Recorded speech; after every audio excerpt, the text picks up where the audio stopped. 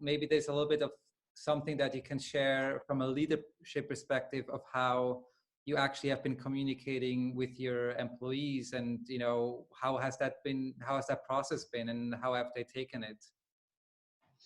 Interesting, because again, we were on a strategy offsite literally the week before this whole thing went down.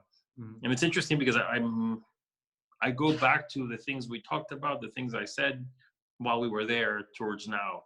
And I remember there was one conversation we had about leadership precisely, and I told the team, like, for me, I consider a leader someone that when tough decisions have to be made, their number one, let's say, the first thing that they consider is the good of the company. Is this going to benefit or affect the company? Number two, the team. Is it going to benefit or affect the team? And number three, myself. Is it going to benefit or affect myself? And I told them that everybody talks about team and team and team, but again, if there is no company, there is no team. At least within our size of our business. Maybe in a larger organization, it comes down to this department, or I don't know. But it's really, if there is no company, none of us are here. The company is the vision, is the ideals. It's what we're all, say, striving for.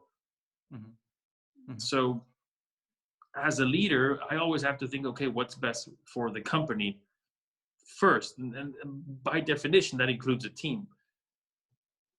So it really kind of sets your frame of, okay, what do you have to defend? There's this really good blog post by Anderson Horowitz.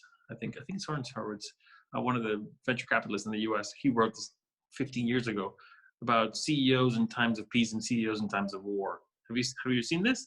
I saw that a while ago, yeah.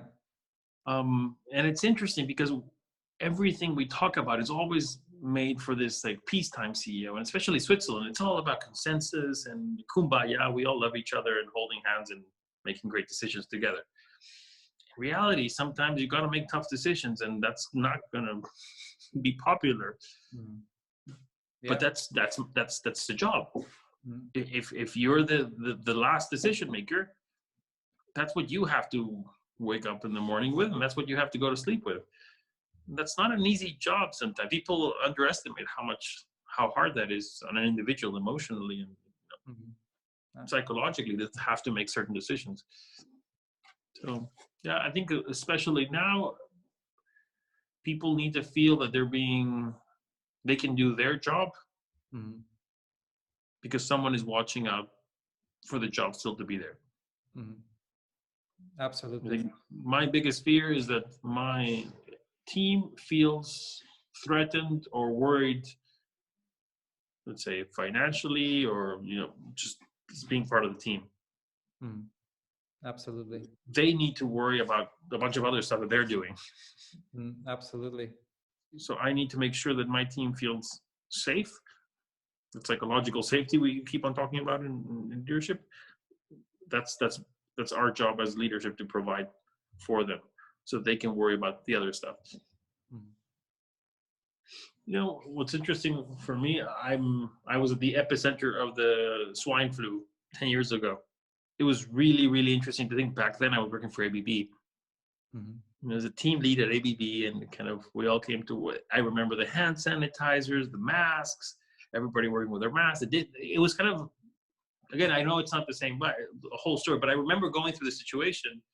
I had just finished university. I was about to finish, still had 2 exams, which I pretty much only passed because we were done remotely.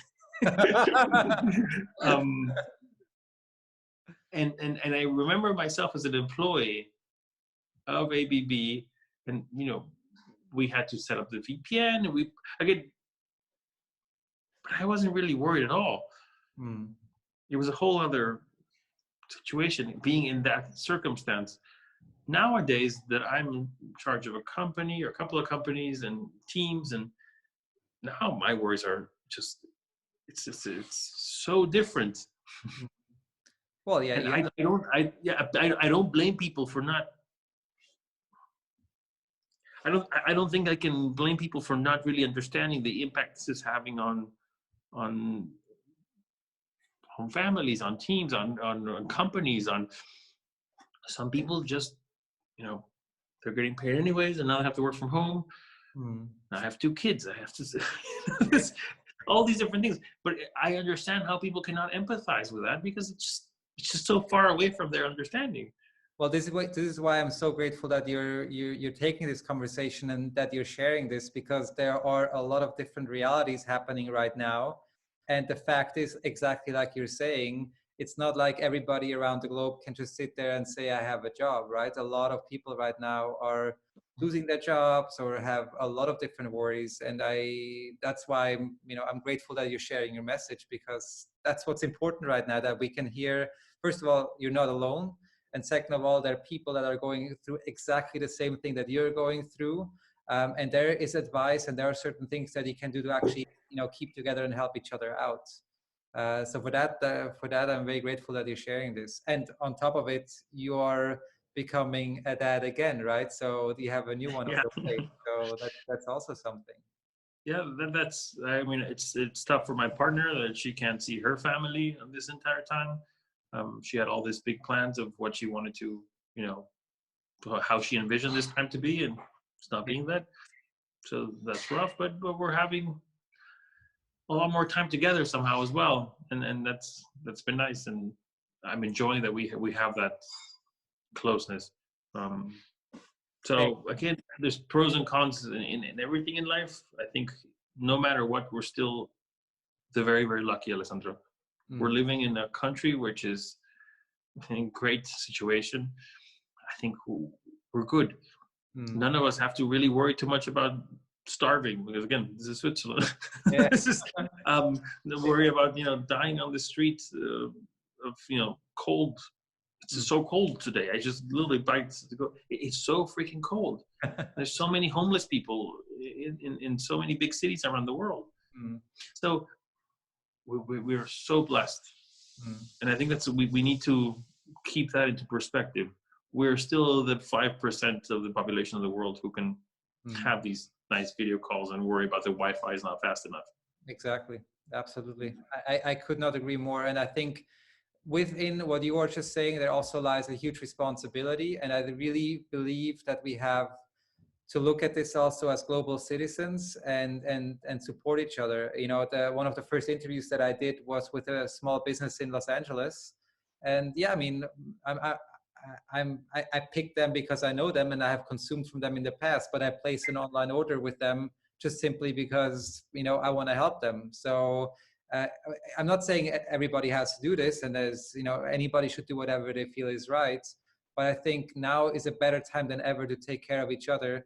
And on top of it, maybe to add to the point that you just made, something that has become clear to me, especially in this time, is that the more you actually worry about other people, the easier it becomes for you, because you're not focusing on yourself anymore, and you can actually make a positive change by helping these people and worrying about them. So not only do you feel much better and more calm and more at ease, but you're actually also doing something good in the world. Which is interesting, because that's kind of the basis of this whole team dynamics and design thinking, right? That we work on. Yeah. When people empathize with their user, the people they're designing for, it doesn't become what I as an expert of this or that can improve it, but it's about what I can bring for that person. And then we're better at building on each other's knowledge, or we're better at coming with solutions that don't mean about just us. And it's interesting, because again, this is what you and I, as the design thinking experts, have been promoting all this time, and you see it happening in the wild right now. And I think that's beautiful. Yeah. We need to keep that. The question is, can we, I don't know, so someone was telling me it takes about 30 something days for behavioral change, for things to become habit. I hope we take some of the good habits of what's happening now. I think as a whole, as society, I hope we bring that forward into the future. Just to tell you a little story of one of my colleagues, my teammates today, Alice. Her and her boyfriend, they're both Italian, and Alice's mom is a doctor, and they're from the north of Italy, which is one of the hardest hit places in Europe. And today, this week, they decided today they were going to bake pizza. They love making pizza. So the people has taken courses on how to make pizza, etc. So they put an ad on their building saying, hey, whoever would like to have a freshly made pizza tonight, actually we'll bring it over and we'll ask you to contribute for this hospital in Italy. And the entire building signed up. Wow. Entire building. So I talked to her earlier. She's like, "Oh, we're going crazy, like baking pizza. We didn't expect we had so many people asking us for pizzas, and they've been the entire day making pizzas for people on the bill. I don't know how much money they're going to raise. It doesn't really matter, but I don't know. I thought it was a beautiful story of how they thought, hey, what can we do to help our countrymen, our family back home, and how everybody. And they just moved there. They've been in that building for a couple of months. They probably don't know everybody. Everybody knows them. Yeah, But I think that's beautiful. I think that's what makes us human.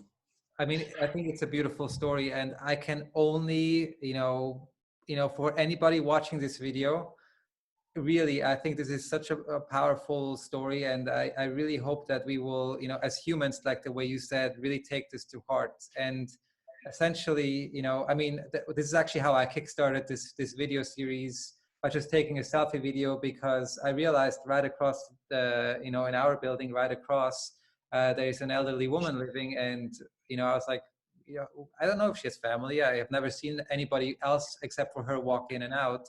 And so my wife and I put a note on the door and, said, do you need anything? And sure enough, like literally an hour later, we look at our door, she put a note back. She said, you know what, in a week's time, I don't know if I'm going to be able to go out and buy food. And, so the thing is, this is the time, as crazy as it may sound, to stop thinking about yourself to a certain degree. I mean, again, there's different situations. If you have children and people to take care of, you have to think about yourself and them directly. But if you have the capacity and you're just by yourself, this is the best and easiest thing to do. Just go out there and think about others for a second, and you might actually be able to do something good. Yeah. So again, if this stays for the time to come, I think this has brought a lot of benefit to the world. Absolutely. And all the sacrifice all these people have made in fighting the situation and going through it, let's make it worthwhile. Absolutely. A very powerful statement. One of the biggest pieces of advice that I can give is, so we were talking earlier, so there's two ways of proceeding right now. One is to kind of like, just buckle up and, worry about just what's going on right now. The other perspective is to really get into innovation and really start investing right now. And my biggest advice that I can give to people out there right now is not the time to shut things down. Right now is the time to evaluate and reposition yourself and be innovative, because you will come out that much stronger. And I think this is really important. I think we have, again, because of where we are, and again, there's entrepreneurs all over the world in different circumstances, but in Switzerland, we've been given huge opportunities by the government to keep on going. Small business owners, again, there's entrepreneurs who had no revenue. This is a different story, but again, small business owners who were doing okay before this whole thing happened, we've been given a huge opportunity. Meaning we have little business, and somehow we can still pay for people. This is a great opportunity to explore what else could I do. This is a great opportunity to explore how better can I serve my clients, to find those hidden talents in my team. This is a great opportunity. There was all these posts about how Isaac Newton came up with all these brilliant things when he was on lockdown. But yes, Isaac Newton was an aristocrat who didn't have to worry about putting food on the table. 99% of the planet does not have that luxury. Yeah. But most of us in Switzerland do. Yeah. So let's do like Isaac Newton and let's try to make something out of it. We said it earlier. We are being handed lemons, so let's start making lemonade. This is the time to do it. If you can, right? So you're absolutely right. So some people have other issues right now, but if you are given the situation, this is really the time to get going. Last question, I promise, because I know you have to run. So the two of you are at home, my wife and I as well. Any advice, anything you can say about being in a closed space constantly with your other better half? Enjoy it. I think it's we lose sight of how not often we get this opportunity. I think if we take a positive attitude towards it, it's nice to be able to spend this much time together. You don't usually get it. Really, we don't. We say we do, we say we could, etc. But just the fact that there's no other excuse of how can I get out of here, that's nice. And second thing is keep that communication going. Again, it's little things that make the difference. And usually you'll ignore the little things that annoy you. And now it's like, okay, they're happening more frequently because it's more there. So again, just I think talk about it. It's a good opportunity for people to get to know each other even more than they thought they did.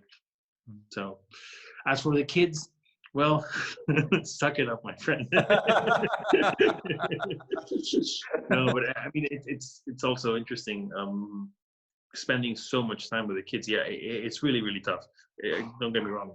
I was joking that if the virus doesn't kill us, I will. But it's kind of a great opportunity to really. We live in a society where we're outsourcing a lot of this stuff. They spend more time with the daycare or the kindergarten than they do with me. So the opportunity of teaching them letters, I mean, just little things that I'm pretty sure many years from now, I look back and treasure some of those moments. Right now it's tough, but again, be positive.